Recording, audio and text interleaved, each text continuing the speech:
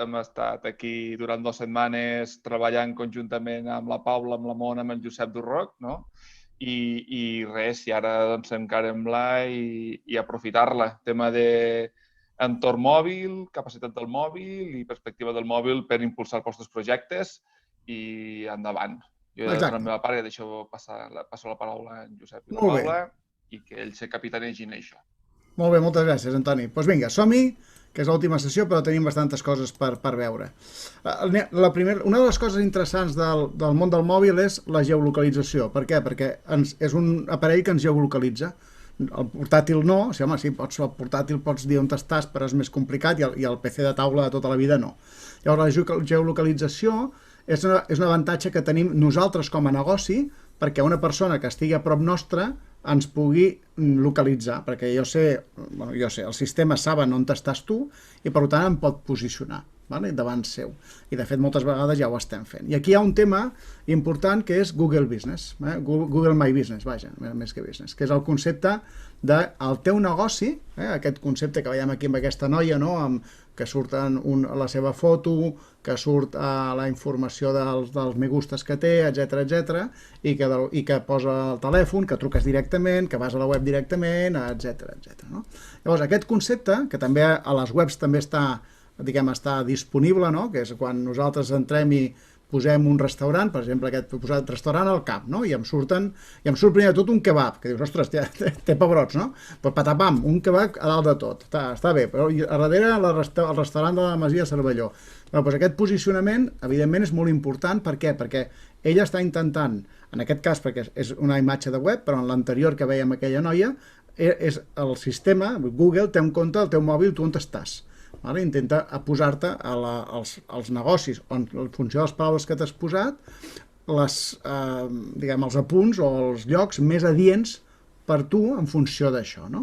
L'avantatge que té tot això què és? Que nosaltres, el My Business, que és aquest sistema que ens permet pel mòbil que ens trobin amb més facilitat, com ja sabeu, té tot d'informació i té coses tan interessants com el concepte de les referències, les ressenyes.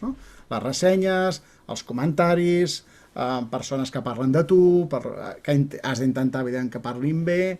Tens també el concepte de que aquestes ressenyes, fixeu-vos que aquí, si us doneu compte, estan en anglès, i dius, home, i és la mateixa web? Sí, perquè ell automàticament, Google fa la traducció en l'idioma en el que tu tens el mòbil o la web en aquell moment, per tant et dona informació que està actualitzada per persones que estan parlant, que venen d'altres idiomes, o persones que t'escriuen en anglès, però ells et farà la traducció a l'idioma que calgui.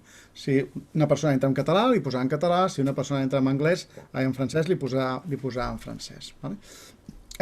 Tenir aquesta informació és tremendament útil. Per què? Perquè quan tu configures que has d'anar a Google My Business, que la majoria suposo que els que teniu un negoci tipus hotel, restaurant, això ja ho teniu present, perquè la curiositat és que si Google per alguna raó acaba trobant que tens tu un negoci, et pot promoure o crear una posició, el que passa és que la deixa com en un estat de no sé de qui és.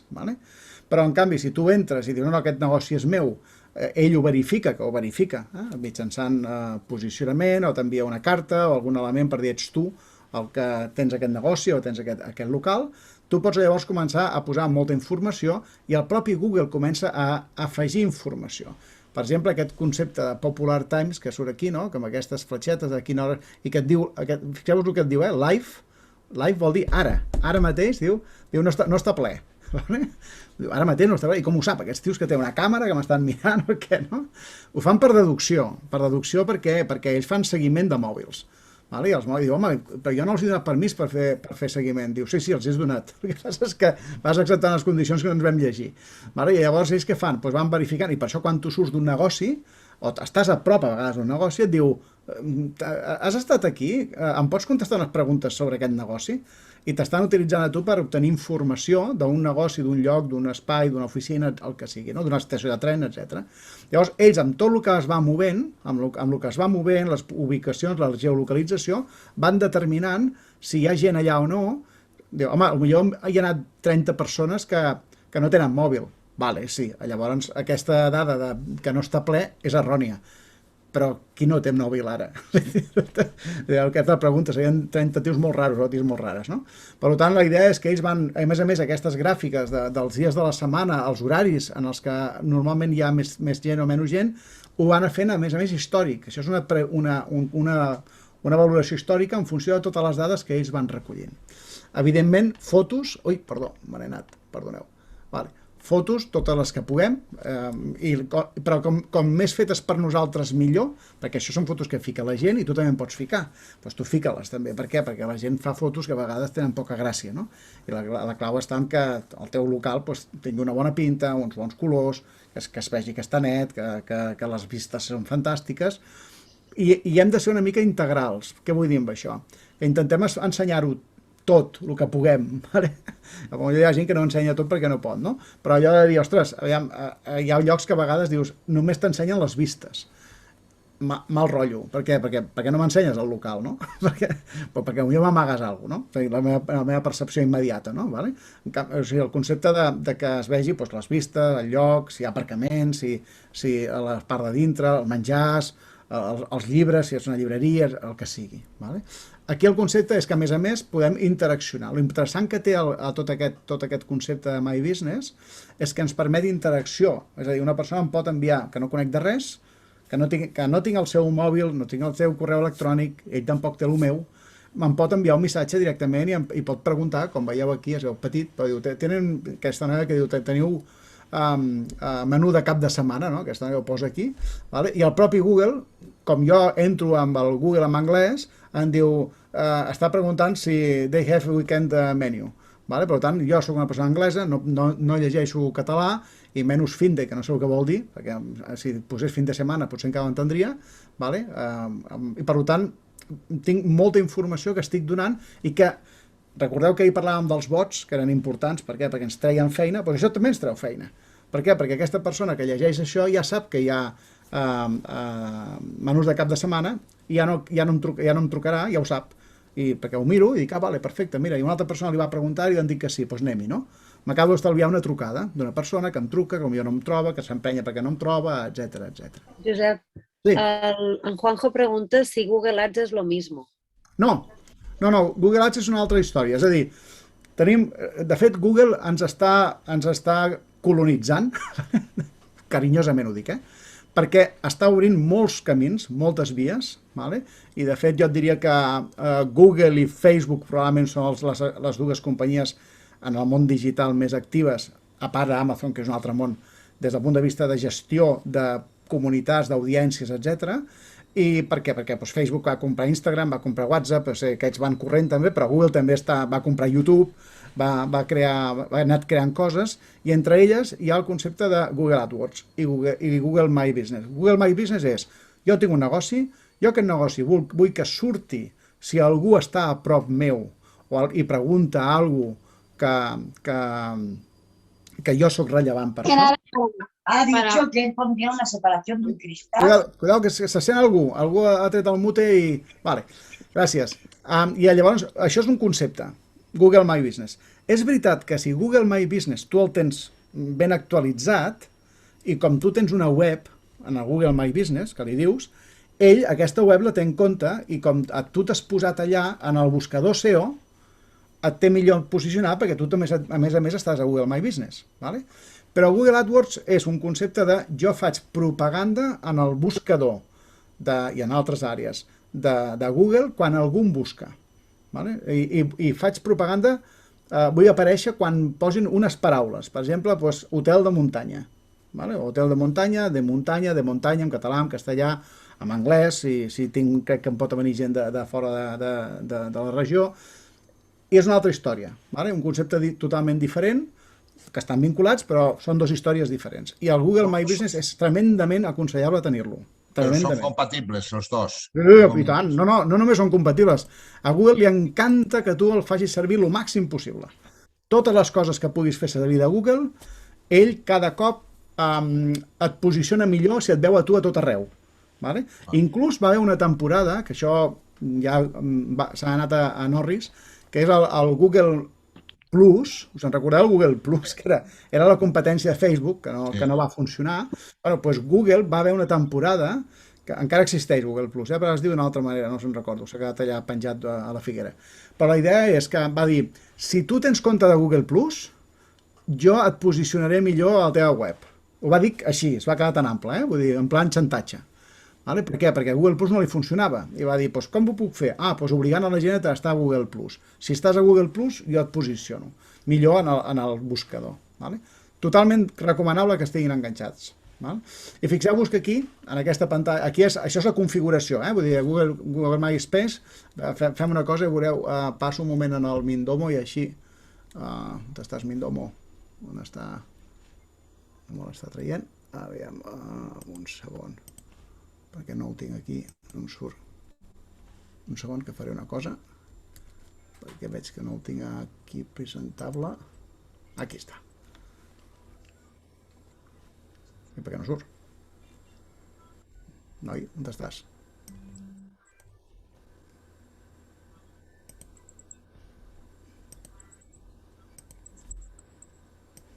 Ja estem per aquí darrere amagat. Bueno, ara després la poso perquè no us vull fer perdre el temps.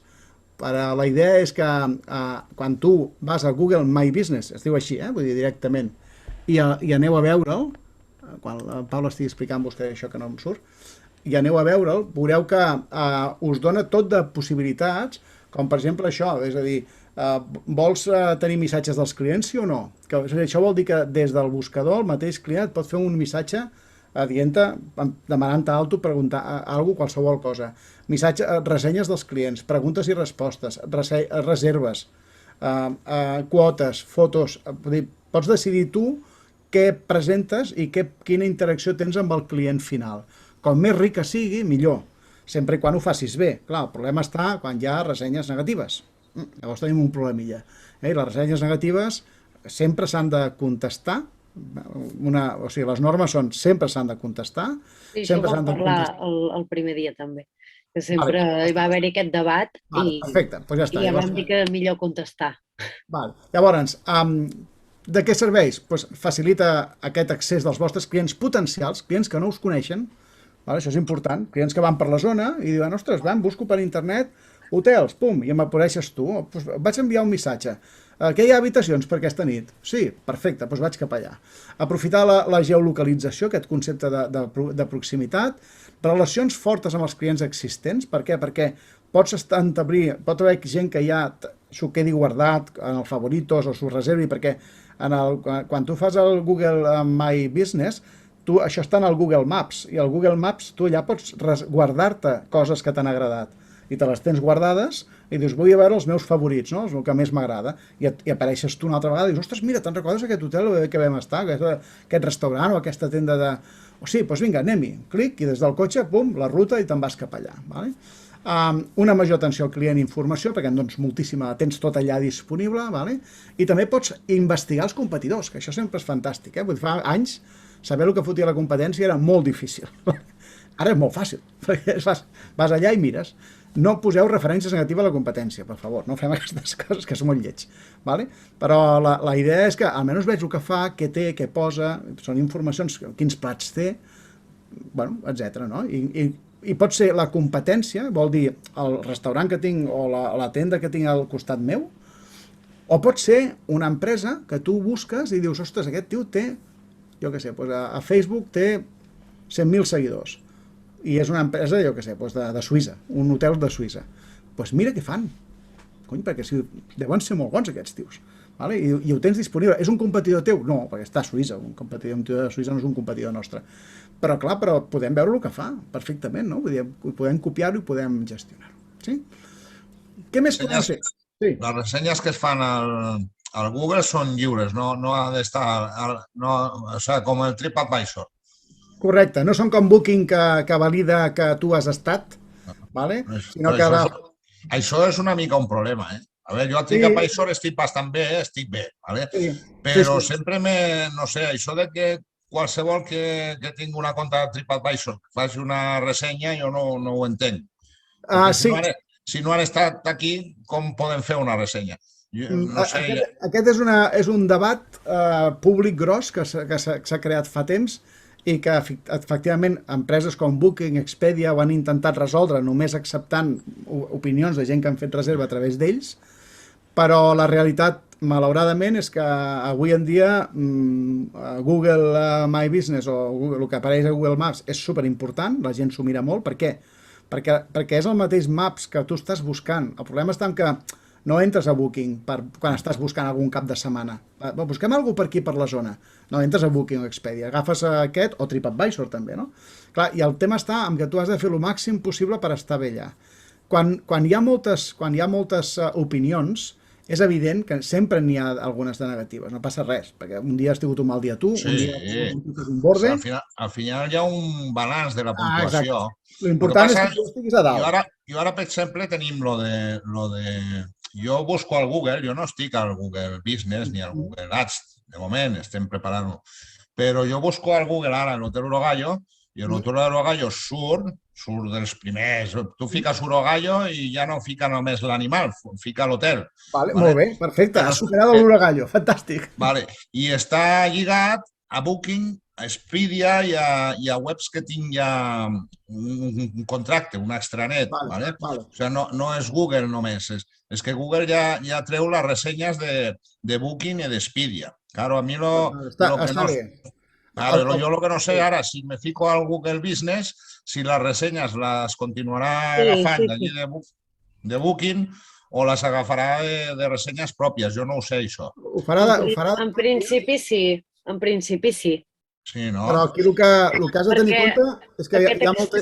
Sí, digues, Paula, perdona. No, perquè aquestes empreses d'extranet paguen ads. Vale. I els interessa estar. O sigui, que quan busquin el teu hotel tinguin el fàcil accés de que puguin dir ostres, Booking està €1 més barat, doncs vaig a Booking. Llavors sempre els interessarà estar en el teu perfil i per tant la puntuació sempre serà bona perquè al final estarà validat per aquestes... Claro, és que jo a Booking, per exemple, tinc 1.400 o 1.300 ressenyes. Que no això... les perdries, no les perdries. No les perdries. Claro, això és molt important. Per què? Perquè tu sempre tens alguna ressenya que no és bona, però tens moltes que són bones. Jo tinc una bona puntuació. Llavors, què passa? Quan hi ha poques ressenyes, la puntuació fluctua molt. Correcte. Però quan tens moltes ressenyes, llavors una ressenya dolenta no passa res. Tu la contestes, tu fas el que has de fer, però no passa res, m'entens? Perquè tens moltes de bones. Llavors, perdre això és una mica una putada, que és com si fos, no sé, un historial bo. No, tu m'entens, ho m'entens. El que passa és que hi ha molta gent que va amb el Maps pel món, o amb el Waze, i es mouen per aquí, i clar, llavors això està molt vinculat en el concepte de Maps, de Google Maps, i que dius, estic per una zona, digue'm restaurants, i t'apareixen els restaurants, o digue'm hotels, t'apareixen els hotels, etc. Vale, perfecte, molt bé, gràcies Juanjo per l'observació. Llavors, què més podem fer? Doncs Wallapop. Dius, hòstia, Wallapop? Sí, Wallapop també es fa servir.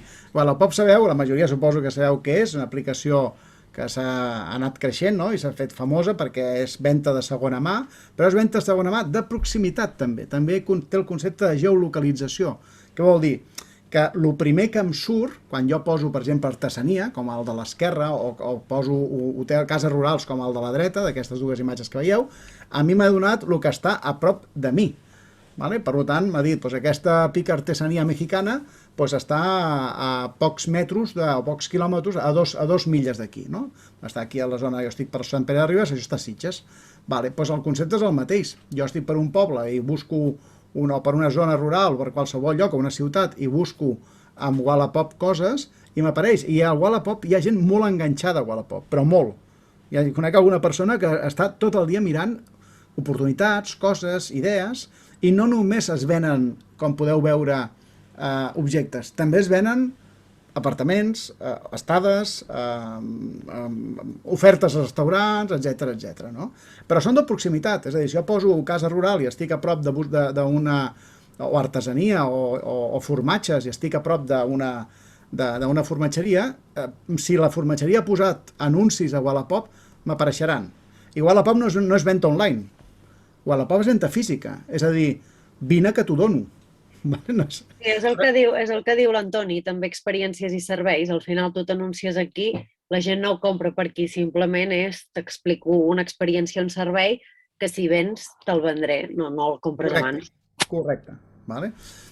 I també tenim el concepte de Wikiloc, que suposo que la coneixeu alguns de vosaltres, una empresa feta per un català, a més, que ha fotut un pet, i ara és una empresa que funciona ja per tot el món, i Wikiloc és per fer rutes, no? Bueno, doncs aquí veieu a la dreta, que això és d'Instagram, doncs el Molí de Baramassacs com defineix una ruta que està al costat o a prop de casa d'ells perquè la gent, d'alguna manera, vegi quines coses puc fer a prop teu, a prop del teu poble. Això ho pot fer un ajuntament, això ho pot promoure perquè tu defineixes qui està fent aquestes rutes, pots fer un ajuntament, ho pot fer una tenda, ho pot fer un hotel, ho pot fer qualsevol, vull dir, o un guia de muntanya, no? Que seria el més adient, no?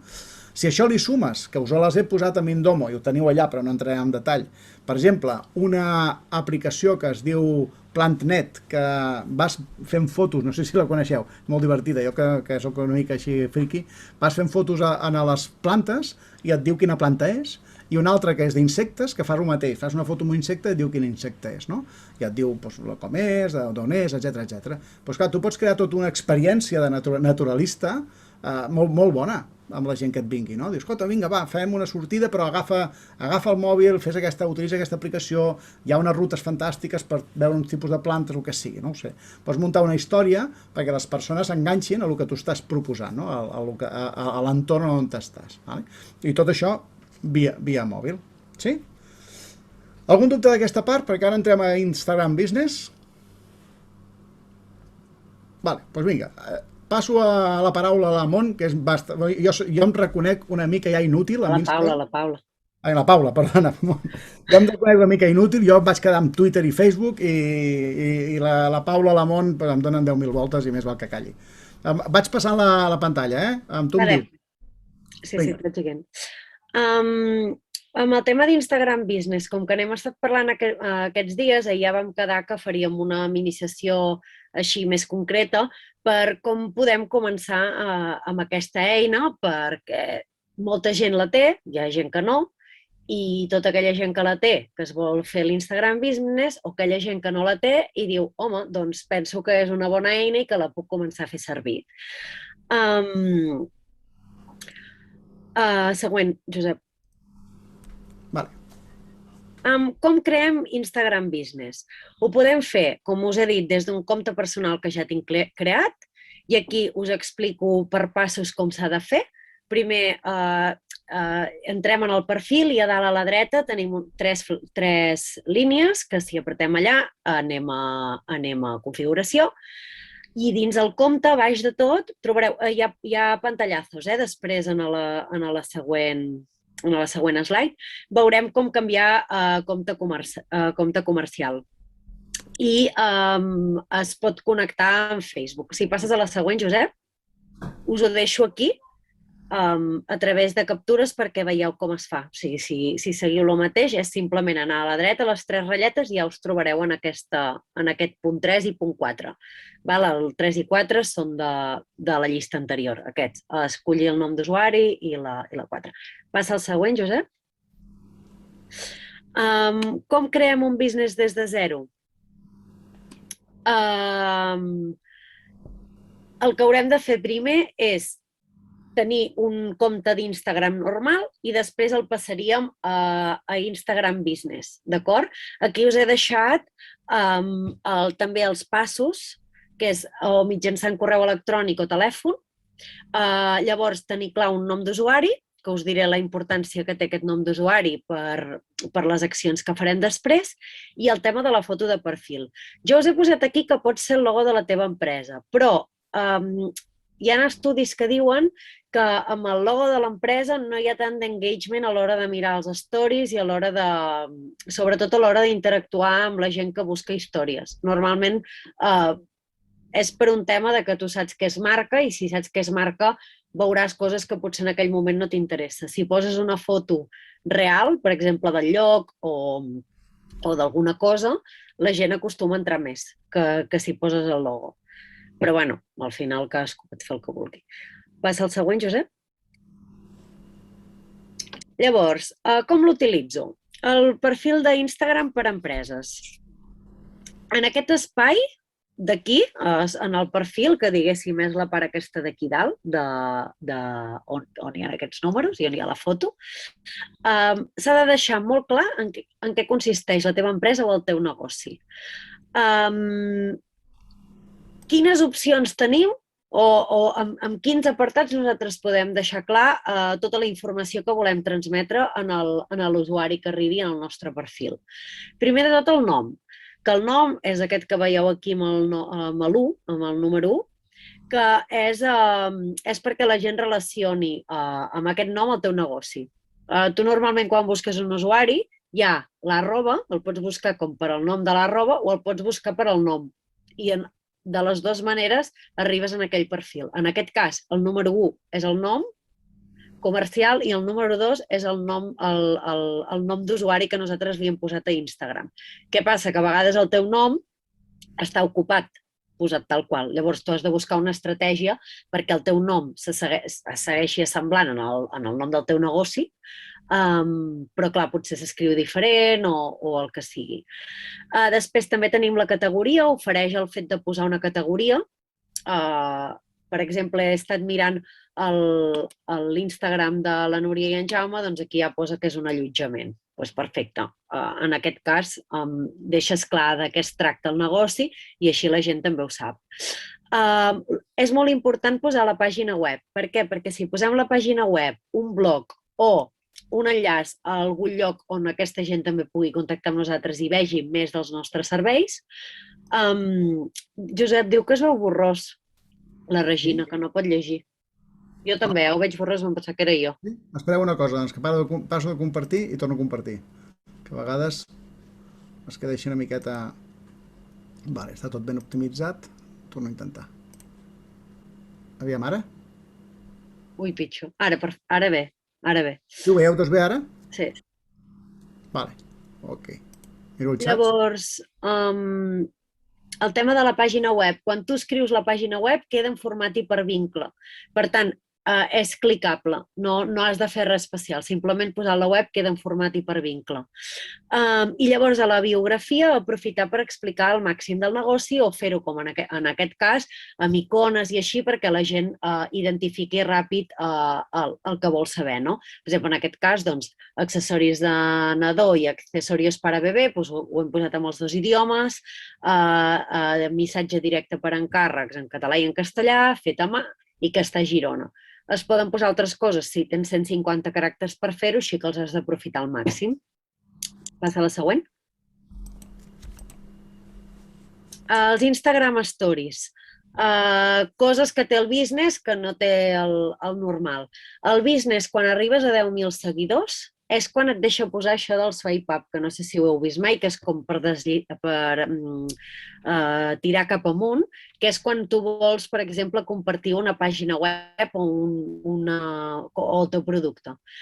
Instagram això realment ho ha fet molt malament perquè si no tens 10.000 seguidors no et deixa fer-ho. Llavors, sí que és veritat que arribar a 10.000 seguidors és difícil, per això és molt important que a la biografia hi hagi la web de l'empresa, perquè és una forma també d'arribar-hi. Següent. Llavors, coses que us he volgut posar també en format de pantalles que té com a avantatge tenir l'Instagram Business. Per exemple, veiem aquí en el de l'esquerra, que es veu clarament el perfil d'aquesta noia, l'Aina Joies, veiem que ella explica molt bé en la part de la biografia tota la informació, posa que està a Barcelona, posa el carrer, posa l'horari d'oficina, posa que té shop online i posa la web, torna a posar la direcció en format hipervincle, perquè si la poses així queda en format hipervincle i si tu apretessis aniries directe al Google Maps. I després té uns botons, que és el que comentàvem l'altre dia, com de call to actions, que aquests Instagram et deixa escollir què vols posar. En aquest cas, per exemple, el de pedir cita et porta a la segona pantalla. Directament et porta a una pàgina web que té aquesta noia que és de reserva de cita, per fer una cita. Tant la pots fer online com la pots fer presencial. Doncs ella ha triat aquesta web per vincular-la. Després, què més podem trobar? Vertienda, que seria la tercera captura de pantalla. La tienda va lligada amb el Facebook Business. Tu, totes les teves coses de la teva botiga o tots els teus serveis els pots posar a la botiga que ofereix Facebook, que si tens Instagram Business normalment ja va lligat, ja et fas Facebook Business perquè és obligatori, al final acaba sent obligatori si vols tenir més accions per fer, i amb el Facebook Business pots controlar Instagram i Facebook. Què passa? Amb això de la tienda online, per exemple, aquesta persona penja els seus articles i si nosaltres volguéssim entrar, veuríem el producte de forma més explícita i podríem anar directe a la web per comprar aquest producte. Inclús ens el podríem guardar, podríem fer el que volguéssim per guardar-nos-el per després. I després una altra opció que té aquesta noia és contactar, i si posem contactar tenim el seu correu electrònic i podem fer un xat de vídeo, que és el que posa aquí. Si passes al següent, Josep. Llavors, que això és bastant interessant, que era el tema de les dades que us comentava l'altre dia. Quines dades del nostre perfil podem extreure, informació podem extreure si tens compte business? Podem extreure el tema de les impressions, que són totes les impressions que ha tingut una publicació nostra. Interaccions, total de gent que ha entrat al nostre perfil un cop ha vist aquesta foto. Abast, a quina quantitat de comptes ha arribat la nostra publicació. Vol dir, amb això tindrem informació per saber si Instagram ens està deixant que tota la gent que ens segueix ens vegi o un percentatge molt petit de la gent que ens està seguint. Quines han sigut les visites al perfil, indiferentment d'on hagin vingut. Fer això de fer clic al lloc web, que si ets business es fa per vincle sol. El número de clics, de botons que tenim, dels call to actions, la gent que ha apretat per si tenia la intenció de comprar, si tenia la intenció de veure la botiga, si tenia la intenció de reservar hora, doncs també podríem veure com interacciona la gent davant d'aquests botons i totes les mencions que s'han fet en el nostre compte. Si vas als següents, Josep. Aquí us he fet unes captures de pantalla perquè veieu tota la informació que es pot extreure, d'acord?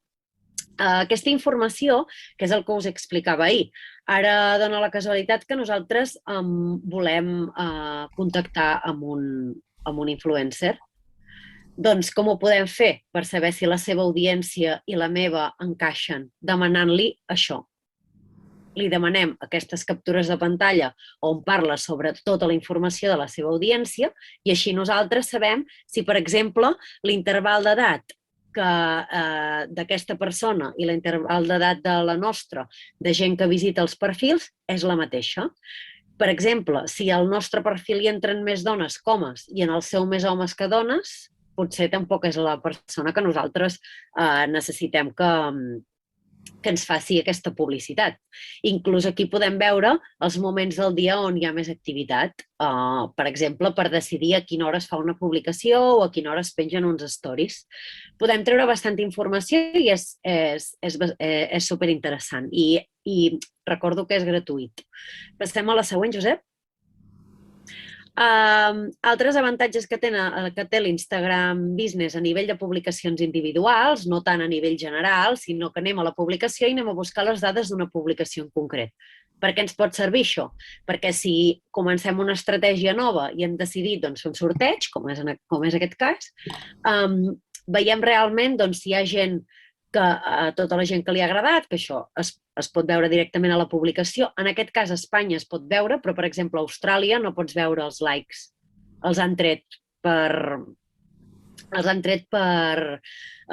un tema també de que la gent sigui més lliure a l'hora de publicar i no estiguin tan lligats als likes. Tots els comentaris que s'han fet. Aquest triangle, que és com una avioneta, seria la gent que s'ha enviat això per missatge. I després tenim, a l'últim del costat, és tota la gent que ha guardat la publicació. Ara Instagram el que fa és, no només ha trobat aquesta manera, que és de guardar les publicacions, que és per veure realment que no sigui a través de bots o a través d'empreses que ho facin, l'engagement que té una publicació. Llavors, l'única manera de saber realment i de premiar-te a Instagram per sortir a les primeres posicions és que la gent guardi les teves publicacions. Llavors, què fa la gent? Demana, si t'ha agradat aquesta publicació, guarda-la. I molta gent penja coses útils perquè la gent les guardi i Instagram diu aquesta persona, els seguidors que té són reals, penja contingut interessant i, per tant, la posarem sempre perquè tots els seus seguidors el vegin. Vale. Un segon, Paula, que la Regina diu que encara no ho veu bé. No, es veu bé, Sí? Vale. Pues Sí. ja ara ha posat un missatge que diu que segurament és ella que hi ha una altra persona també treballant amb el... Vale, ja està. Vale, perdó. Següent. Llavors, quines dades es pot extreure de les històries? Que a diferència d'un Instagram que no té business, no podem veure. Nosaltres, quan tenim un Instagram que no és business, simplement podem veure la quantitat de publicacions. Ja està, no podem veure la quantitat de visualitzacions, perdoneu. No podem veure res més. En aquest cas, nosaltres podem veure les sortides. Per tant, el número de vegades que l'usuari salta una història sense mirar-la. Allò que passa superràpid perquè aquesta persona ja no li sortir dalt a les històries. Què vol dir això? Que potser ens hem passat de històries perquè hem volgut explicar alguna cosa amb moltes històries i la gent s'ha cansat. I tira fins que no canvia el contingut. Que tot això ens dona pistes, òbviament. El tema de les respostes, número de cops que l'usuari contesta una història. Doncs quan contestes les caretes aquestes ràpides o la gent escriu o la gent contesta un qüestionari, ens avisa d'aquesta publicació és interessant perquè hi ha hagut molta interacció. I després enumera tots els comptes que han vist més d'una vegada la mateixa història. Si tu dius, ostres, això m'ha agradat molt o li vull ensenyar a algú i torno a entrar i ho ensenyo, també t'avisa, que també és interessant perquè vol dir que aquesta persona vol saber o li ha interessat molt la teva publicació. A veure el següent, Josep. I això últim que és super innovador és que TikTok ja té TikTok Business. Nosaltres no us podem donar massa informació perquè és super nou i no hem entrat en detall, però tota aquella gent que es vulgui introduir en el món de TikTok o estigui introduït en el món de TikTok, n'estic segura que si tens un negoci és interessant també per extreure dades. Al final, tot el que sigui tenir dades per crear les teves estratègies a nivell de xarxes socials és interessant. Llavors, us convido a que proveu totes aquestes xarxes socials per veure quina és la que us portarà a més visualitzacions o que la gent vegi més el vostre contingut i així arribar també al vostre contingut web o al vostre contingut de qualitat i que heu treballat més.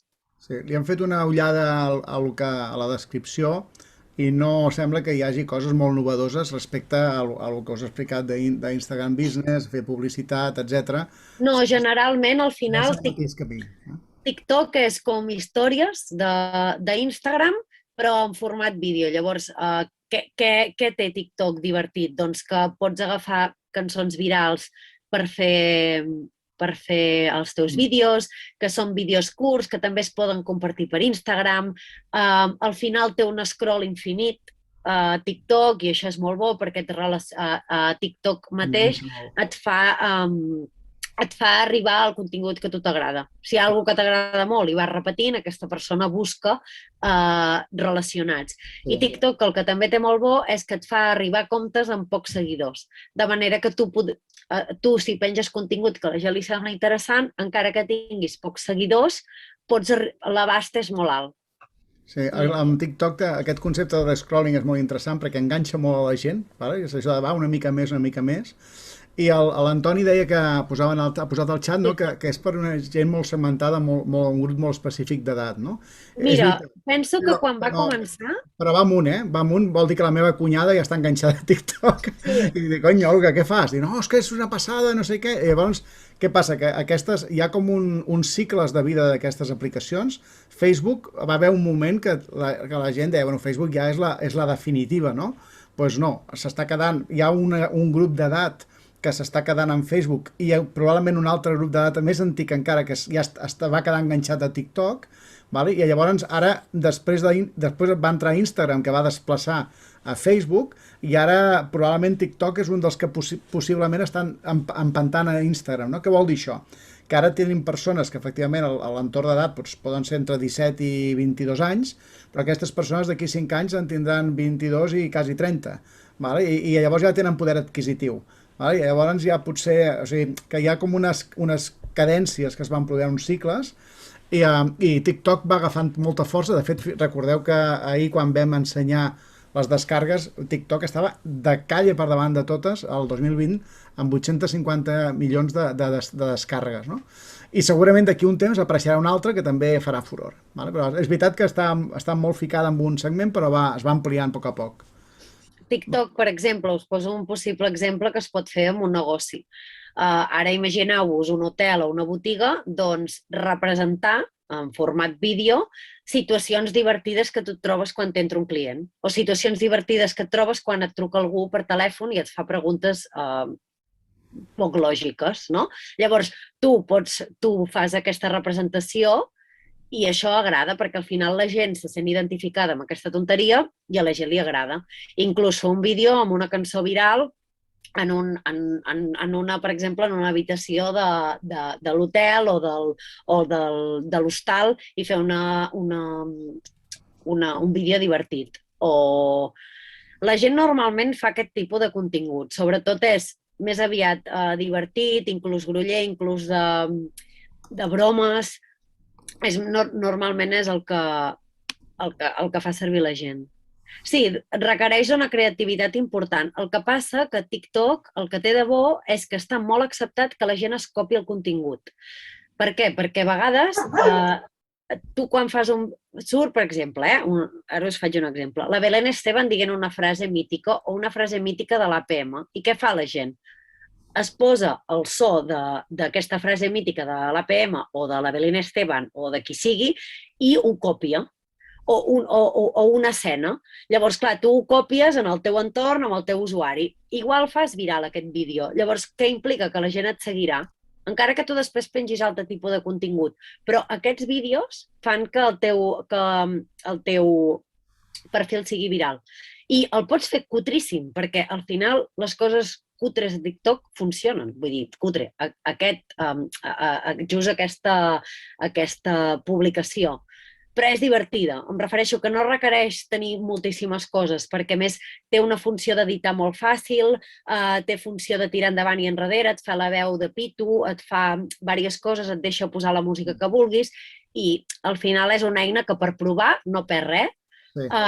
Pots no seguir ningú i que no et segueixi ningú i fer proves i és una eina que passes molt desapercebut. Per exemple, Instagram el que té és que quan tu t'inscrius a Instagram, com que has de posar un correu i un mòbil, avisa a tots els usuaris i diu tal persona amb aquest correu ha entrat a Instagram amb aquest nom. Llavors, la gent ja diu, ostres, doncs la Paula està a Instagram. TikTok no, ets una persona totalment desapercebuda que entra en aquest món i pots fer el que vulguis.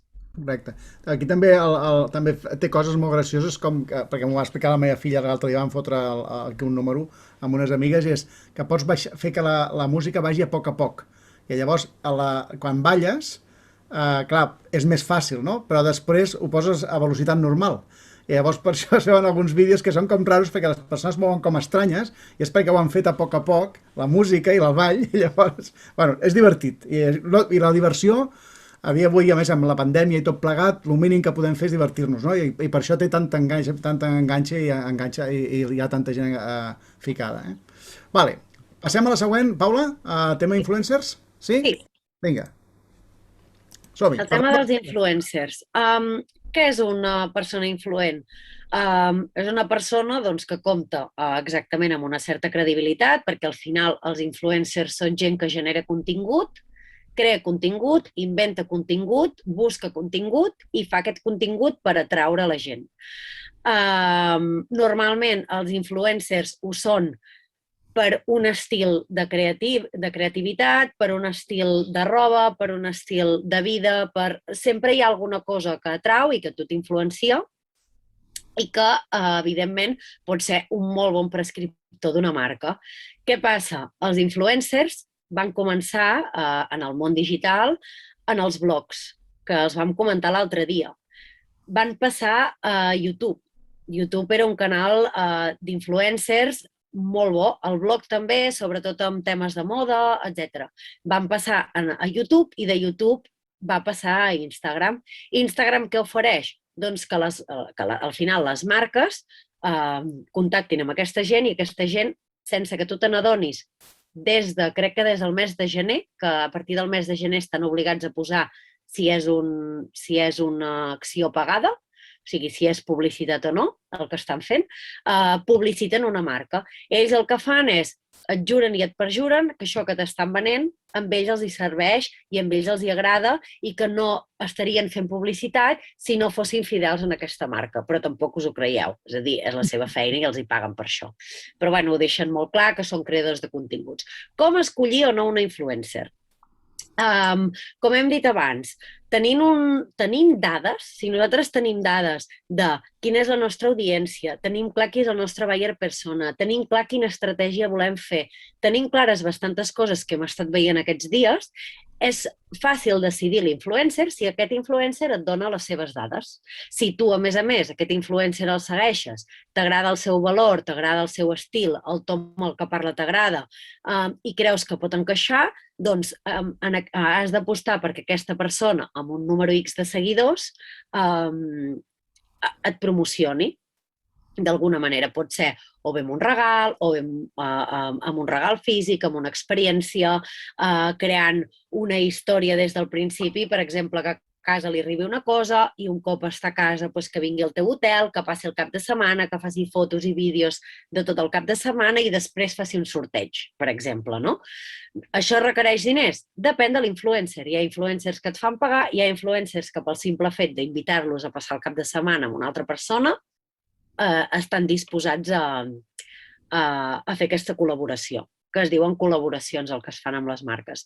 Tenim aquí baix, us he deixat una pàgina web, que crec que l'altre dia us ho vaig comentar i no me'n recordava com es deia, que és el Social Blade. Aquesta aplicació, si tu et registres amb el teu usuari d'Instagram, pots veure la interacció que té un influencer a dins del seu perfil. Per tant, podríem veure els seguidors que té, els seguidors que perd, els seguidors que compra, perquè els influencers compren seguidors, els influencers que perden quan fan un sorteig i veure el percentatge. Montserrat, segur que veus que el percentatge no és d'un 9 o un 10%, el percentatge que perden és altíssim, perquè al final aquesta gent, com que té milions de seguidors o mils de seguidors, quan tu te'n vas del perfil ells no ho veuen ni se n'enteren. Però es veu com ells tornen a comprar seguidors, fan un sorteig i tenen molts més seguidors, s'acaba el sorteig i perden seguidors, i a més veus l'engagement, veus l'edat dels seus usuaris, és a dir, totes les dades de l'Instagram Business es pot veure a través del Social Blade. Simplement has de posar el nom d'usuari d'aquesta persona, pots veure de qualsevol persona que tingui el perfil públic, i pots veure si t'interessa o no col·laborar amb aquesta persona. Pot ser que hi hagi algú que tingui 1.000 seguidors, però que siguin 1.000 seguidors superfidels en el seu perfil i, a més, just la franja d'edat dels seguidors d'aquesta persona sigui la mateixa que la del teu negoci. Potser també et servirà influir en aquesta persona i al final arribaràs a molta més gent, perquè si encara que en tingui 1.000 arriba a 500, però els 500 que té són molt fidels, al final nosaltres som influents en tota la gent que ens segueix. Si nosaltres compartim alguna cosa, la gent es creu que a nosaltres això ens interessa i la gent es creu que això per nosaltres és important i que, a més, això ens agrada. Per tant, hem de valorar tot el tema dels influencers d'una manera, crec que, més autèntica que anar amb els influencers que ara surten a l'Ola, no? I aquí ho veiem, per exemple. Quins tipus d'influencers tenim? Tenim tipus d'influencers com la Dulceida, que la Dulceida al final és una influencer instagramer, va començar amb YouTube, s'ha passat a Instagram, fa algun vídeo a YouTube, però ara ja no és el seu target. Per què? Perquè el seu target són nenes petites, i les nenes petites què miren? Instagram, no miren YouTube. Aquest altre d'aquí baix, aquest bon home, doncs, al final és un influencer, però és un influencer en el tema de la muntanya, en el tema de les excursions, en el tema de pujar pics, etc. Però és influencer i realment el segueixen moltíssimes persones perquè, com veiem, té un engagement aquí baix de gent que li agrada el vídeo, gent que no li agrada, gent que ha comentat, etc. Té moltíssima gent. I aquesta persona ho fa per al canal de YouTube. Que potser té Instagram, potser també, però aquest influencer ens ho fa per YouTube. Ara bé, per exemple, la Montserrat, i sobretot, per exemple, amb tot el tema de jocs, hi ha molts pares que s'han fet influencers gràcies a tenir fills fent unboxings, que és presentant joguines amb els seus fills. Aquesta gent on està? Generalment està a YouTube. Tenen Instagram com a suport, però on tenen els seguidors de veritat és a YouTube. Potser a Instagram no en tenen tants, no? Llavors, aquesta, la de Social Blade, també permet mirar això de YouTube, també permet mirar això de Facebook, també permet mirar això de TikTok, o sigui, et dona dades de totes les xarxes socials, aquesta d'aquí. Ja us ho posarem al Mindomo, també, això. Sí, la posarem. Aquest tema de les joguines, a més, hi ha algunes persones, jo sé perquè com m'han fet avi, i ara ens ho mirem molt tot això, que parla molt de la seguretat. Per exemple, per mares que obren un paquet i diuen, aviam, i es comença a mirar el producte des del punt de vista de seguretat, de si es pot desmuntar, si s'ho poden posar a la boca, i ho reflexiona. A vegades inclús poden fer mal perquè hi ha productes que estan bé i a vegades fan opinions que no són d'expert, però sí, hi ha bastanta moguda amb aquest tema i jo la segueixo. Ho sapigueu. Però de veure, Montserrat, què tens perquè m'enviïs alguna cosa? Els influencers, per poder, quan tu contactes amb un influencer, normalment el que fas és, primer,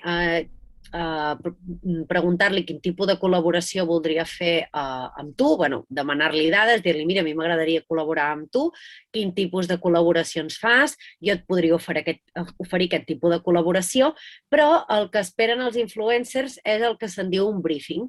I un briefing és un paper, un document, que és com si fos un contracte, on tu expliques el que esperes d'aquesta persona si tu li dones una cosa o li pagues per fer una acció que per tu creus que és interessant, de dir, doncs mira, per exemple, 2 publicacions i 3 stories. A més, o si per exemple és un producte, fer stories i fer un unboxing, o sigui, obrir el paquet i anomenar la meva botiga. O sigui, tot això pot anar, tot això va per contracte. I aquesta persona, si vol cobrar o si vol tornar a col·laborar amb tu, ha de complir aquest briefing que se'n diu.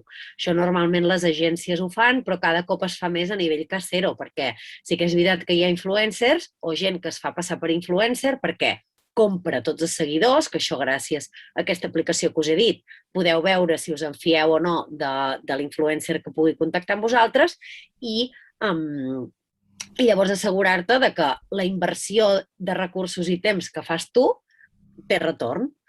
Si passes al següent, Josep, ja podem parlar del tema de que tu també pots ser influencer de la teva pròpia marca i al final, per exemple, amb Miquel Montoro, que va sortir amb 12 anys amb la història de les taronges i de les pilotes i de tot això, i que clar, aquest nen al final s'ha fet superfamós, està sortint a tots els programes de televisió i realment és una persona superautèntica i no ha canviat, és un influent que ell mateix no sap ni què és ser influencer perquè realment no fa res per ser-ho, però és una persona que ha enganxat en els seus seguidors. Com pot ser influencer? Ara mateix, la gent que influeix, al final, és gent que recomana coses, que t'explica coses del dia a dia, surts tu explicant com va el dia a dia, per exemple, la Núria i en Jaume, no? Doncs, mira, avui farem no sé què, i cada dia avui, per exemple, han posat que ja comencen a tenir teulada, no?, en la masia, doncs, perfecte. Al final, això, si tu expliques i tu et representes com a marca i tu ets qui representa la marca, et faràs influent. Perquè si una marca no es fa influent, la influència la fa una persona sobre una altra. Llavors, per tu convertir-te en influent, has d'agafar del teu negoci i fer-te el teu. I influir així en el negoci. Vale. Molt bé, Paula, gràcies. De res. La Paula ens deixarà d'aquí una estona perquè té un tema personal que haurà de marxar, però bueno, aquesta part la domina molt millor ella que jo, per això era interessant que us fes l'explicació. I ara començo amb el tema de WhatsApp Business. Si hi ha qualsevol cosa amb el tema d'Instagram, m'ho podeu preguntar, que ja us passaria links de llocs que expliquen millor com fer-ho o el que sigui, o dades que pugueu necessitar perquè tinc informació. Correcte, això ja us ho vam dir, enviant a hola@yourrock.co, dubtes, preguntes, és normal que es quedin coses a l'aire i ens podeu enviar i nosaltres contestarem, més tard o més d'hora, us contestem sempre. Vale? Molt bé, gràcies Paula. Doncs vaig a continuar de WhatsApp Business. Vale? WhatsApp Business és una aplicació que encara no és molt coneguda per aquí, als Estats Units sí que ha agafat molta força ja, vale? Però és una app que tu te la baixes i pots tenir-les les dues, el WhatsApp i el WhatsApp Business. Vale? No obstant, no pots tenir el mateix amb el mateix número. Has de tenir dos SIMs. Si les vols tenir al mateix mòbil, has de tenir dos SIMs amb dos números diferents. Un que és el de personal i l'altre que és el d'empresa. O has de tenir dos mòbils. Un amb el personal, si no tens possibilitat de tenir dos SIMs al mateix mòbil, doncs les has de tenir separades. Vale? És una aplicació que quan tu te la baixes, vale? Quan tu la descarregues, si només hi ha un SIM, ell et pregunta, en aquell moment, escolta'm, veig que ja tens un número, vols convertir aquell número al business, en WhatsApp Business, sí o no? Clar, aquí s'ha d'anar una mica en compte, perquè si te'l converteix en WhatsApp Business, no pots tirar-lo enrere. Vale?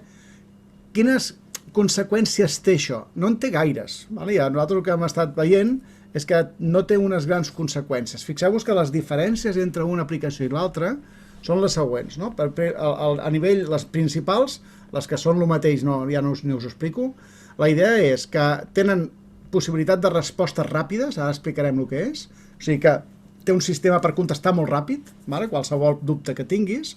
Dos, tens etiquetes per classificar les persones que tens, els xats, té respostes automàtiques i ja està, i para de comptar. No té bots, vale? Perquè una de les coses que a vegades... Té bot? No té bot, té una cosa semblant al bot, però molt, molt primitiva. Vale?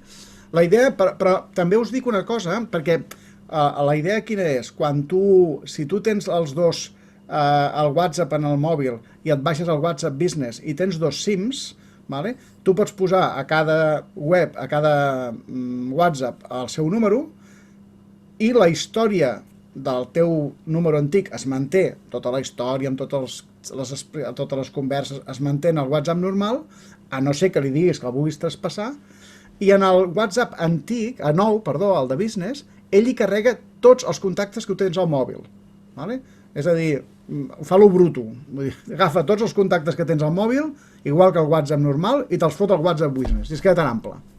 Dic que es queda tan ample perquè al final la problemàtica que produeix és que jo esperava, el dia que vaig començar a veure que als Estats Units venia aquest concepte, que seria una mica més curós amb el tema de la LOPD, i veig que no.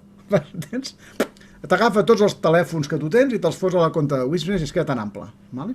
Suposant que tu tens permís per utilitzar aquests telèfons, vale? Des de la compte de Business perquè la tens a la compte de WhatsApp. Vale? Diguem que aquest és el concepte.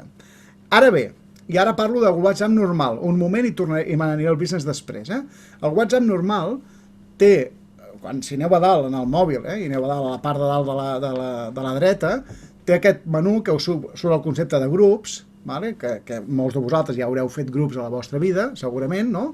Però també té el concepte de nova difusió, o difusió o llista. Vale? Aquest tema l'explico molt ràpid perquè hi ha molta gent que no té molt clar el que és, i és molt útil. També com a WhatsApp normal i també com un negoci. El concepte és que tu, a la nova difusió, és que crees una llista de contactes, però a diferència del grup, no es veuen entre ells a dintre del grup. És una llista teva, que no la veu ningú més que tu. Vale? I que tu, si envies alguna cosa en aquesta llista, va parar a totes les persones que estan en aquella llista, de cop. Vale? Aquest és el concepte de les difusions, la nova difusió que li diu ell. Aquí a la dreta veieu unes llistes que jo tinc creades, vale? Com la llista FCA, que és una empresa que es diu així, llista de professionals de Sitges en català, llista de professionals de Sitges en castellà. Per què? perquè, clar, jo dic, ostres, jo tinc unes persones que sempre parlo amb ells en castellà, i hi ha uns que parlo sempre en català, llavors seria molt estrany algú que jo li enviés un missatge en català quan ell normalment parla en castellà i a l'inrevés. Llavors, clar, si jo, per exemple, he de promoure un curs o he de proposar que estic fent, a vegades fem selecció de gent, busco una persona per una empresa, què fem? Faig el missatge en català i en castellà, sense posar el nom, no poso hola Antoni, hola Pere, no, poso hola, què tal? Escolta, estic buscant aquesta persona per la zona del Garraf. Ho envio a la llista de distribució de professionals de Sitges català i tota la gent de la zona de Sitges que conec, que potser són 34, reben el missatge. I després la conversa amb aquestes persones és individual, no és col·lectiva. No és com el grup, que tothom ho veu, no.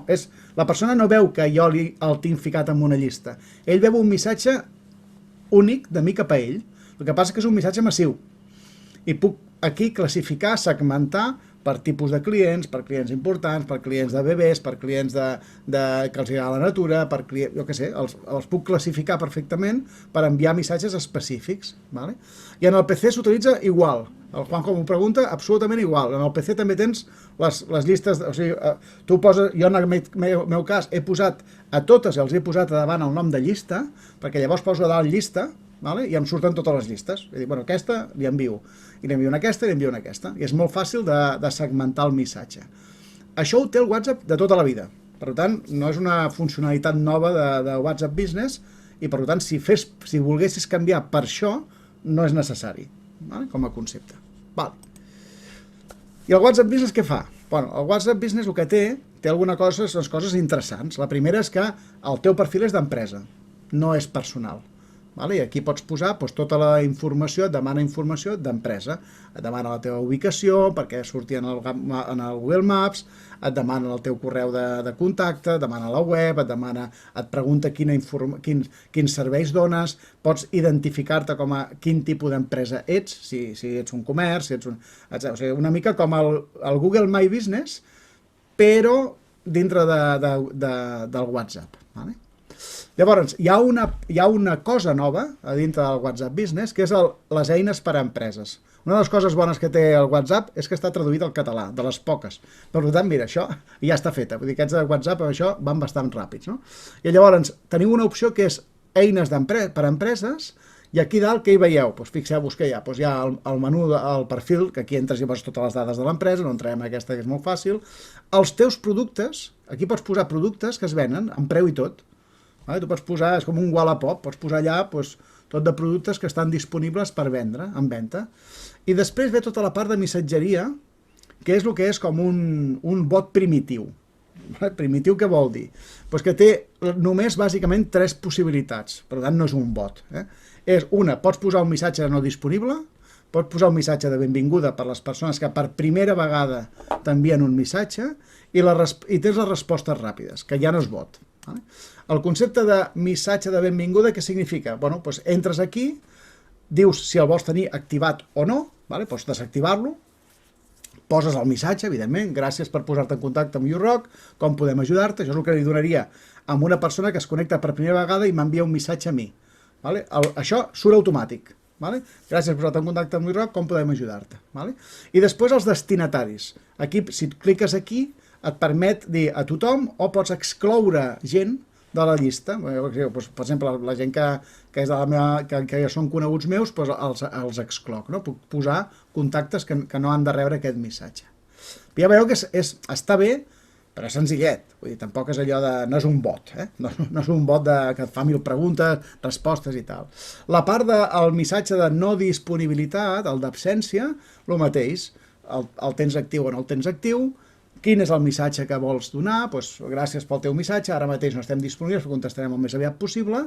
I a l'horari que el pots posar. Pots posar un horari, si poses hores, hi ha diverses opcions, és sempre, llavors vol dir que estàs desconnectat totalment, des d'una hora fins a una hora, i llavors ell aquella hora, aquell període ja automàticament envia aquest missatge, i després també diu el que diguis tu a nivell d'horari, perquè en la part de perfil d'empresa poses el teu horari, dilluns, dimarts, dimecres, dijous, i de tal hora a tal hora. Llavors ell diu, vale, si em dius el teu horari, jo faré servir aquell. I jo ja tinc en compte que a partir de les 6 de la tarda fins a les 8 del matí del dia següent no estàs disponible i enviaré sempre aquest missatge. Automàticament l'envia. I els destinataris el mateix. Pots decidir qui rep aquest missatge i qui no el rep. Respostes ràpides. Aquest és un tema que està bé, no és la bomba, però està bé, que és el següent. Les respostes ràpides és que hi ha una àrea on tu pots definir respostes que tu dones de forma molt ràpida. Són plantilles, dit d'una altra manera. Tu escrius un text, l'escrius tot, i dius, aquest text l'identifico amb la barra, veu? Aquí posa barra O barra U o barra W o barra gràcies o barra perfecte, i llavors el que fas és, quan tu estàs escrivint, quan algú et contesta i li vols enviar un missatge que tu ja tens predefinit, no tens que escriure tot el missatge, ja tot un rotllo, ja fotre un rotllo, o copiar i pegar, sinó que poses barra U i ell no posa la barra U en el missatge, sinó que posa tot aquell text que tu has definit per aquesta resposta ràpida. Vale? I inclús hi ha una cosa molt que heu de tenir present, quan tu estàs escrivint el text que vols contestar, l'espai que et donen ells és curt, no és molt gran, vale? Es queda una mica curt, però és un problema de programació, suposo que un dia ho arreglaran, perquè tu pots escriure un missatge molt llarg a WhatsApp, llarguíssim, el copies, te'n vas a on te fas edició d'aquests missatges, l'enganxes i el fa bé, no el talla. O sigui que és un problema que han fet els programadors, han deixat curt, però l'espai el té, i pots enviar un missatge llarg, amb una explicació molt llarga. Vale? La idea és aquesta, és que tu, en lloc de contestar una cosa ràpida, o haver-la de copiar i enganxar, o fer un reenviar, que queda molt lleig, un reenviar, no? Diu, és que això ja l'he enviat amb un altre, clar. Reenviar sempre és, no t'he fet el missatge per tu, sinó que te l'he enviat d'un altre lloc, no? Recordo una vegada que havia un meme que corria per allà d'una conversa de WhatsApp que posava te quiero, no? I era un reenviar, diu, joder, si ho has enviat a 25 i ara m'ho envies a mi també, no? Clar, has de posar-lo directament al te quiero, no posis el reenviar perquè llavors es veu que aquí hi ha truco, no? O que estàs enviant-ho més d'una persona. Vale. I una altra cosa que té és que pots categoritzar la informació, o sigui, els diferents comptes els hi pots posar una etiqueta amb colors. I aquestes etiquetes, aquestes comptes, pots veure una mica l'estadística, quants nous tens, quants tens ja antics, etc. Quatre dades estadístiques, tampoc és la bomba. Jo crec que és un producte que l'han llançat per anar ràpids, crec que l'evolucionaran, perquè comparat amb Telegram, per exemple, doncs encara en Telegram, malgrat que no és el producte que ha aconseguit més seguidors, tècnicament amb aquestes coses li dona 10 voltes anar a WhatsApp. Però bueno, jo crec que s'hi han posat ja i li estan traient un benefici, o començar a donar una opció. Josep, i una pregunta. I per integrar-ho a una web, això? Per integrar-ho dintre d'una web, vols dir que estigui embebido en una web, no? Vale. Jo no ho he vist que estigués disponible, perquè no ho he estudiat, ho podem mirar i us puc enviar un missatge un cop vist. El que sí que, perquè el màxim que et permet fer, en aquest cas, ha sigut que em sembla que és la següent, el màxim que et permet fer és connectar-ho amb Facebook i al teu Instagram, vale? Per això el que fas que en el teu Facebook i Instagram d'empresa, el de business, et posa el WhatsApp, el número, perquè la gent pugui des d'allà fer clic i començar a fer WhatsApp amb tu, o enviar missatges, i el tema de l'enllaç curt, que això sí que està bé, és una diferència del WhatsApp normal, i és que jo puc agafar aquest enllaç, o un codi QR que està aquí, l'envio a la gent i la gent fa clic i es converteix en contacte meu, automàticament. No té que passar pel procés d'enviar-me el telèfon i tal, perquè automàticament m'ho fa. Tampoc és una gran avantatge, o sigui, no és una gran millora, però bueno, està bé. Però integrar-ho, que jo sàpiga ara encara no ho he vist, perquè no ho he vist ni al WhatsApp normal. Sí que té la web, igual que l'altre, el WhatsApp web, que és el que es fa servir per l'ordinador, però no he vist que no he vist enlloc que parlessin de la integració. Jo d'embeber-lo, no? Incrustar-lo. Vale. I després, i això és que us suposo, el que sí que hem trobat, de fet us dic que ho vaig trobar ahir, perquè em va picar la curiositat, és que vam trobar, espereu que un segon que ho canvio això, ara, és que al final he aconseguit, deixem-ho posar, noi? Espereu un segon que aquí que tinc que fer és minimitzar això. Exacte. I ara segurament sí que em deixarà posar. Deixa'm baixar això, noi.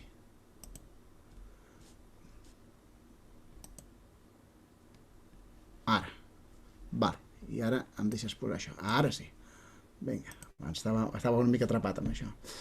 Aquí hi ha una...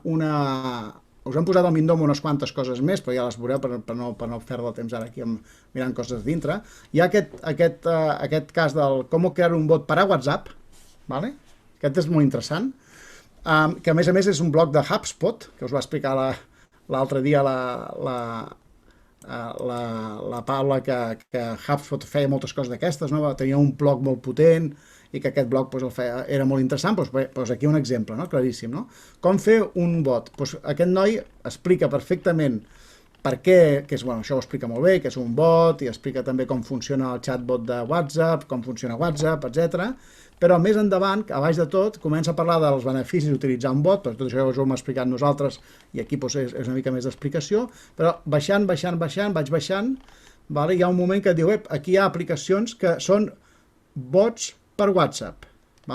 Aibo, teniu BotSlover, teniu Bots Society, n'hi ha uns quants, i ahir vam provar-ne un, va ser molt graciós, autoresponder per a WhatsApp. Vam provar aquest. És interessant, només heu de tenir en compte una cosa, us demana molts permisos del mòbil aquestes aplicacions, perquè té que contestar automàticament, et queda el mòbil bastant a les expenses de fiar-te d'aquesta gent. Però va ser molt graciós perquè el vam provar i efectivament vaig posar un concepte de si m'envien un missatge preguntant si teníem disponibilitat d'un tema, contestem que no, automàticament, i va funcionar, ho va fer. Però el graciós va ser que tenia en el mateix mòbil tinc les dues comptes de WhatsApp, i no va separar les dues comptes. I com jo m'ho vaig enviar a mi mateix com a prova, es van començar a contestar els dos WhatsApp a l'un a l'altre i s'estaven contestant el mateix els dos i va començar, no lo tenemos. I hòstia, vaig haver-lo de parar, perquè s'estava ja desmadrant, estaven parlant entre ells dos automàticament, Va ser bastant divertit, Perquè deia, què està passant aquí, Estaven allà els dos dient l'un a l'altre, jo no lo tengo, jo tampoco, jo lo tengo, jo no tampoco. Però funcionava bastant bé, inclús tenia el que us vaig dir escolta'm, digue'm totes les coses que jo tinc que contestar, no ho tinc. I podies posar-les totes. Era una mica és complexa de configurar, perquè té complexitat, això no és fàcil, no és allò de, és molt fàcil, no. Té una complexitat. Però hi ha aplicacions que estan disponibles i ho fan. Per tant, i no cal que siguis un superexpert, vull dir, perquè et guia una miqueta i amb el sentit comú ho fas. Per tant, pots tenir un bot en el teu WhatsApp si ets una pime o un comerç, sí, ho pots tenir. I no només funciona amb el WhatsApp de business, funciona amb els dos. Ja us ho dic, que ahir van començar els dos a estomacar-se i el mòbil no sé què estaven fent aquells dos. Ok, torno a la presentació i la poso en marxa perquè si no... Com ho vam trobar ahir, ho vam posar així i que sapigueu que en el Mindomo ho teniu explicat i és realment interessant. Ok. I ara passo a la part de desconnexió digital. Aquí la tenim. La desconnexió digital i laboral. Ens queden uns 10 minutets. En aquest tema, què hem de tenir en compte? Hem de tenir en compte que tenim una problemàtica ara i hem d'anar en compte i, de fet, aquests últims dies, mesos que portem, any i pico, hi ha hagut una reducció del que en dèiem la bretxa digital, que estàvem tots molt preocupats amb la bretxa digital i que la transformació digital, que fa anys que se'n parla i que hi ha empreses que no avançaven ni a tiros, i de cop ens hem vist abocats, i fer una conferència com aquesta, una videoconferència com aquesta, era una cosa que fa un any i mig no era tan fàcil, hi havia gent que es fotia un liu o no li sortia bé la càmera o no sé què, i això s'ha acabat. Vull dir, pràcticament tothom és molt hàbil, Per tant, han millorat tecnològicament, sí. Això està superbé. Però compte amb el que ara en diem nosaltres la bretxa emocional, Compte perquè ens estem convertint en persones que estem enganxats a les pantalles molt més que abans, ja sigui perquè fixeu-vos, recordeu que ahir sortia que TikTok havia crescut molt, Netflix també, que vol dir que la gent, com s'està a casa, es posa a veure, acaba amb l'ordinador, acaba amb el mòbil, es fot amb el Netflix, no? O amb Amazon Prime o amb el que toqui, o Rakuten o el que sigui, no? Llavors, el problema està en que s'ha creat una difusió entre el que era el tema, diguem, professional i el de privat. I a més, els emprenedors, encara més, no? Perquè l'emprenedor ja de per si era una persona que li costava separar la vida privada de l'emprenedor, no? I ara a sobre la tecnologia la té a sobre la taula fins a les tantes. Llavors aquí hi ha un concepte que és el blurring, que és aquest concepte de difusió, de que ja no saps molt bé si estàs ja amb el temps teu lliure o no. Sembla inclús que el dissabte tinguis que estar mirant el mòbil i tal, no? Llavors, aquí la qüestió és que el que es busca, el que es demana és que aquest concepte es controli, per un tema de salut mental, bàsicament, perquè si no estàs tot el dia en situacions enganxades. Inclús hi ha un concepte legal, que és que, no sé si ho sabeu, però hi ha una llei a Espanya en la qual diu que els treballadors tenen un dret laboral digital, vol dir que tenen dret a que no se'ls molesti o a que no se'ls obligui a connectar-se fora de les hores laborals, ni estar disponibles. La nostra llei és una mica laxa, perquè si us fixeu, diu que no et poden obligar, però si tu vols et pots connectar. A França no és així. A França les empreses estan, o sigui, els treballadors tenen prohibit connectar-se fora de l'horari laboral. Prohibit. Si vols, pots, no pots. Inclús hi ha vigilància de l'Estat a les telecomunicacions i posa multes si veu que si les empreses no estan vigilant que la gent no es connecti. Perquè, clar, aquest concepte d'aquí de si ell no vol, no el puc obligar. Ja, però li puc dir, no estàs obligat, però recorda que d'aquí 4 mesos et renovo el contracte. I ja està, ja t'han fotut. En canvi, en el cas de França és molt més estricte, diu, no, és que m'és igual, vull dir, et posa una multa si la gent es connecta, per tant, digue-li als teus empleats que no es poden connectar. És molt més potent, perquè si no sempre hi ha la picaresca d'aquí, de com funcionen les coses.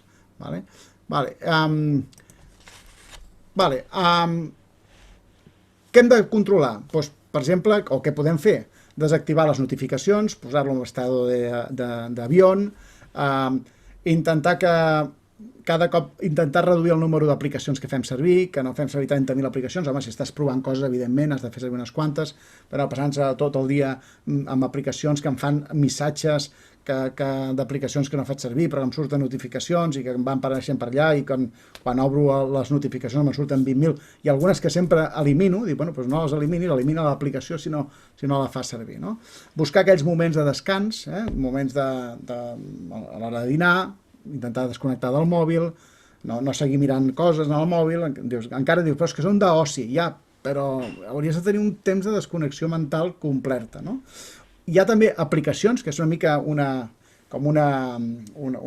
paradoxa, no? Aplicacions que m'ajuden a desconnectar. Doncs sí, n'hi ha unes quantes, no? Off-time, Moment, són aplicacions que el que et permeten, durant tanta estona no vull fer servir l'aplicació i quan dius 40 minuts i no pots. Diu, ai, m'arrepenteixo, diu, no pots. I els 40 minuts tenen que passar, o et fa una prova molt difícil i diu, si superes aquesta prova et deixo obrir el mòbil. I és potser un puzzle molt complicat o un crucigrama, això, i diu, bueno, ho deixo córrer. El que t'està intentant és evitar que no hi entris, que deixis d'utilitzar l'aplicació com a tal.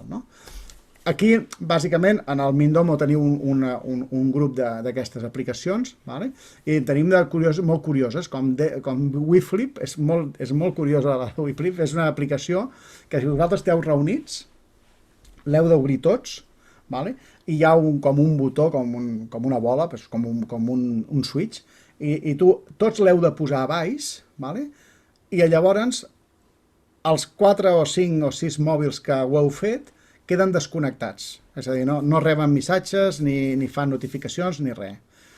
Només que un ho desfaci, es desfan tots, i de cop tothom torna a rebre missatges. Llavors, és a dir, escolta, si estem en grup, estiguem en grup, vull dir, i estiguem per nosaltres, i parlem de les nostres coses, i no estiguem mirant el mòbil mentre dos parlen, allò típic d'un restaurant, que hi ha 4 persones, i les 4, en una taula, les 4 estan mirant el mòbil, doncs no ho pots fer. Vale? Només ho pots fer si un ho desmunta. I llavors, clar, el lògic és que l'altre li diguin, cabron, això no ho facis, coi, que volem desconnectar de veritat, no? Altres com Desert, que et diu quines són les aplicacions que vols fer servir. I diu aquesta i aquesta. Les altres queden totalment desconnectades, no? O Calm, que és per relaxar-se, n'hi ha d'aquestes de mindfulness i això, n'hi ha patades. Vale? Calm és una d'elles, les teniu posades. Josep, aquestes aplicacions desconnecten el telèfon també o només el que és el WhatsApp, Desconnecten les que fan desconnexió total, fan com a l'avió. És a dir, no pots rebre res. El que passa és que a Desert, tu el que li dius és quines vols que no et diguin res. I llavors ell segueix funcionant normal. Inclús, i algunes, en el cas d'Off-Time, per exemple, desconnecta el telèfon. Vull dir, no pots rebre trucades. No, és com, ja et dic, repeteix com estàs en mode avió. Per exemple, per mi és un problema desconnectar el telèfon perquè tinc connectada la central d'incendis de l'hotel, tinc les càmeres. Llavors, jo sí que m'agradaria desconnectar una mica, que no sé si la llei pels autònoms també ho diu, no sé, jo penso que no, ¿vale?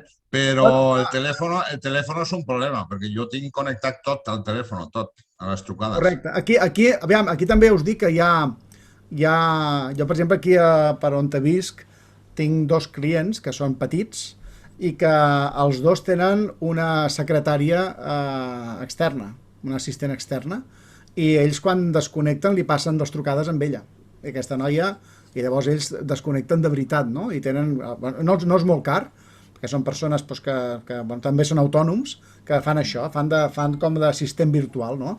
I li passen les trucades, també contesten correus, i els hi permet desconnectar completament unes hores, no? Ara li passen a aquesta noia i ja està, i és un cost baix, i permetria aquest concepte, no? Clar, aquestes persones han de saber quins són els procediments. Si a la central d'alarmes salta, aquesta persona té que saber què té que fer, a qui té que trucar, no? Perquè està cremant, però...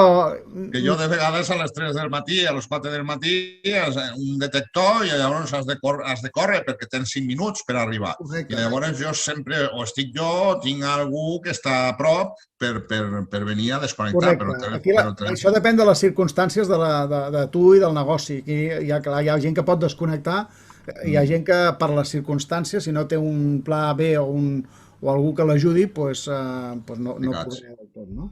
Però, bueno, també és veritat que també pots... Aquí el que sí que tot podria servir és Desert, que Desert el que et faria és el concepte de dir, escolta'm, desconnecto moltes coses, menys les imprescindibles.